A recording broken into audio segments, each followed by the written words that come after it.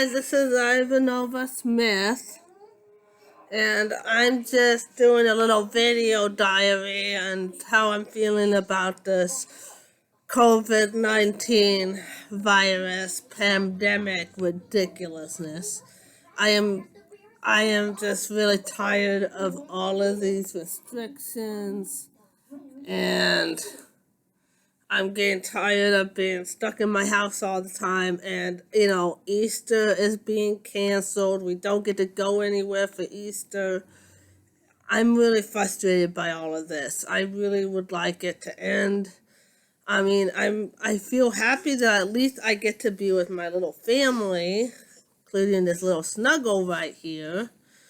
But I'm just I don't like all of these restrictions, and I feel like, there are a lot of people with intellectual and developmental disabilities put in group homes, and their lives are already restricted before this whole coronavirus thing. But now, because of the virus, they're even being more restricted, and that's not right. And people need to realize how traumatic this is for people. And I'm hearing all these complaints by caregivers saying, these people are having behaviors and da da da da da. And, this is just like, I'm seeing people, rant about people with IDD on Facebook. It's one thing if you're a caregiver and you're just ranting to your close friends and you're not giving any names or anything and you're doing it privately. That's one thing, and that's fine. But you don't need to be doing that on Facebook. You don't need to be ranting and raving on Facebook about people with IDD behaviors. I don't rant and rave about Alexandra's struggles when I'm on Facebook. She does have struggles, but any toddler does.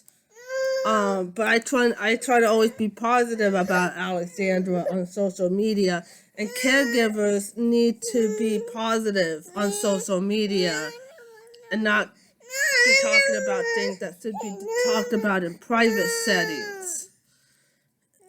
You're a cutie. Yes, my daughter's watching Princess Sophia, so you may hear that in the background. But this is just a video ranting about that, and I get it when, you're talking to people privately and you're ranting your frustrations and trying to get solutions to it. That's fine, but you don't need to be doing that on a Facebook page or a Facebook group, You don't need to be doing that on social media. And honestly, people need to have more compassion, because people with IDD's lives were restricted before this. And now they're being even more restricted, and that's not fair. They're not being given they're just being given a really basic, vague explanation. And it's like, where's the data for all this? Where's the data showing us, how this is helping? And I get that, the flattening the curve, that's great. But I think that we need to be more responsive to how people are feeling about this and how their lives are being restricted and their lives are being taken over. And I think we need to have more understanding and respect for that. So I'm just like, hey, we need to figure something out that's better than this, because this isn't working. And the government shutting everything down isn't working either. And I don't like that the government has this much power. They should not get to dictate to stores that we have to stand in long lines just to go into a store. That's ridiculous. And I'm getting really fed up with this stuff, and it just needs to stop. We need to we need an end date. It's like, okay, government, where's the end date for this? If this is really temporary, give us an end date. Because I'll be much more willing to go along with this if there's an actual end date. If they say, okay, this is really going to all stop on May 4th. And we're going to be able to go back to the way things were before the 4th, on May 4th. Like, if there was some direct thing like that, I would feel much better. And I think a lot of people in our community would feel much better because it'd be like, okay, we have an end date. We have some way that this is going to stop. So I'm just saying, like, we're going stir crazy here. And I don't blame any of my peers that are going stir crazy because this is they don't get to go out. Well, like the caregivers, they have to, they get to go home and they get to go out. Well, people with IDD, a lot of times they're stuck in their houses 24/7, 7 days a week. Any person without IDD is going to go stir crazy in that situation because I see many of my non-disabled friends that are posted on Facebook how they're going stir crazy.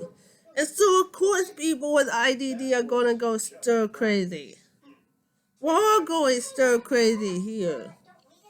It's only the people that like being in solitude, that like being at home 24/7, 7 days a week, that are like, oh, this is fine. Well, for a lot of people, it's like, I don't like this. I want to go out. I'm tired of this every day, Like, there's a lot of people that are really social, and that includes autistics. There are social autistics, and that happens. So I just think that we need to be more understanding that, people aren't going to put up with this much longer. Because I'm not going to put up with this.